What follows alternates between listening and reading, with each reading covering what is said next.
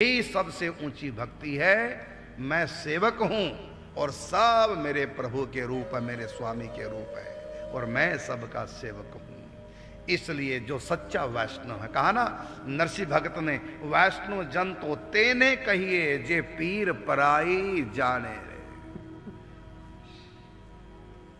दूसरे का दर्द अपना दर्द, दूसरे की सेवा ही अपनी सेवा है।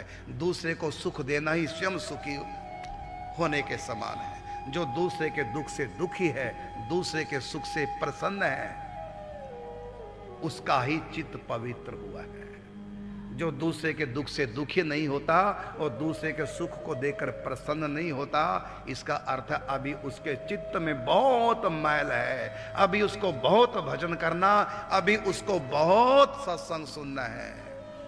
हमारा चित्त शुद्ध हो गया, इसकी पहचान क्या है तो सुनिए।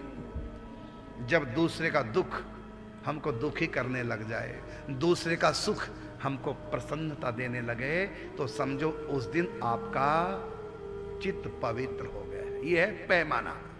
इसलिए कहा दूसरे का दुखड़ा दूर करने वाले तेरे दुख दूर करेंगे मेरे नाम। इसी को भगवान ने कहा, यो माम पश्यति सर्वत्र सर्वम च मयि पश्यति तस्य हम न प्रणश्यामि स च मे न प्रणश्यति। जो मुझको सर्वत्र देखता है। तो सुखदेव जी का अंतिम प्रवचन है सर्वत्र श्री हरि की भावना करना, और यही भागवत का फल है और यही है भागवत धर्म। सिया राममय सब जग जानी, करहूं प्रणाम जोर जुग पानी। यही है भागवत धर्म। यही हमको भागवत सिखाती है कि भगवान के सिवा दूसरे तत्व की कल्पना ना करो। दूसरा तत्व यदि हमको दिखाई दे रहा है, वो हमारे कर्मों का परिणाम है वो भी भगवान ही। हर सुख दुख के रूप में पांचों इंद्रियों के पांचों विषय, ये सब के सब श्री कृष्ण हैं बस हमारे कर्मों के अनुसार और हमारे भाव के अनुसार। जैसा हम कर्म करेंगे कृष्ण वैसे ही हमारे सामने आ जाएंगे। जैसा हमारी भाव होगा, हमारा भाव, वैसा ही श्री कृष्ण उस भावानुकूल होकर के हमारे सन्मुख प्रकट होंगे।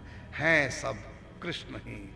हमारे घर में जो भी माता पिता पत्नी बच्चे पत्नी जो भी हैं, सुख दुख अमीरी गरीबी, वो सब क्या है, हमारे कर्मों का फल है और श्री कृष्ण उस रूप में आए हैं।